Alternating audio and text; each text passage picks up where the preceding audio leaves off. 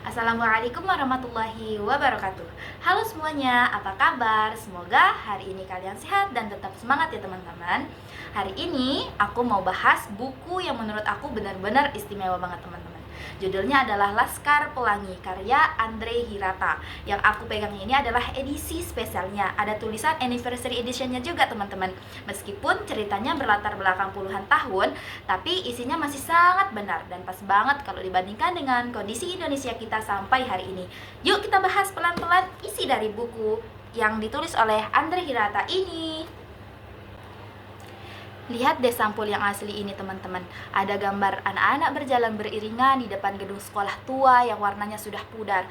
Bayangan mereka terlihat jelas di genangan air di depannya, terlihat sederhana tapi langsung menyentuh hati para pembacanya.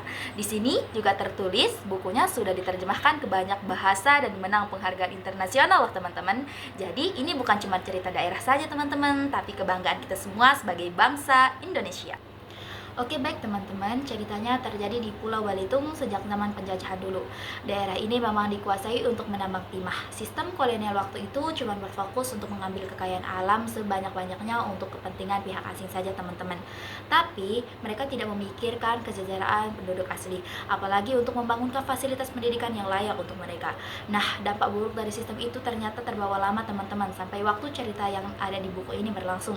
Kekayaan timah Belitung sudah sangat melimpah, tapi fasilitas bagus dan sekolah lengkap hanya cuma dinikmati oleh anak-anak pejabat saja. Sedangkan warga asli harus puas dengan fasilitas adanya. Nah, disinilah letak perjuangan soal hak asasi manusia yang paling mendasar. Setiap anak berhak mendapatkan pendidikan yang layak dan setara tanpa dibedakan status kaya ataupun miskin, tinggal di kota ataupun di dalam pelosok. Di cerita ini, teman-teman, hak itu hampir dirampas dari mereka cuma karena mereka miskin dan sekolahnya dianggap tidak menguntungkan. Tapi perjuangan Bu Muslimah, Pak Harfan, dan 10 anak Laskar Pelangi itu sebenarnya adalah perjuangan untuk menuntut hak asasi mereka.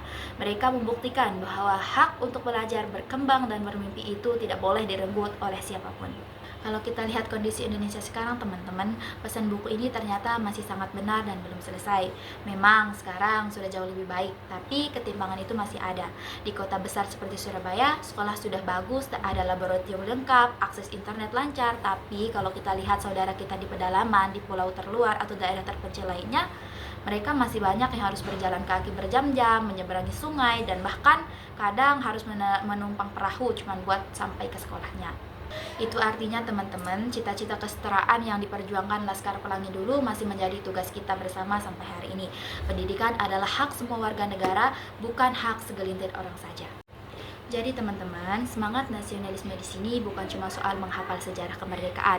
Nasionalisme yang benar itu artinya kita bangga menjadi Indonesia, tapi juga berani mengakui bahwa masih ada yang harus kita perbaiki. Kita peduli bahwa kemajuan negeri tidak boleh dirasakan hanya sebagian orang saja. Kita berusaha supaya tidak ada satu orang pun anak bangsa yang tertinggal karena keterbatasan fasilitas. Jadi teman-teman, Laskar Pelangi ini bukanlah sekadar kisah sedih atau lucu masa lalu.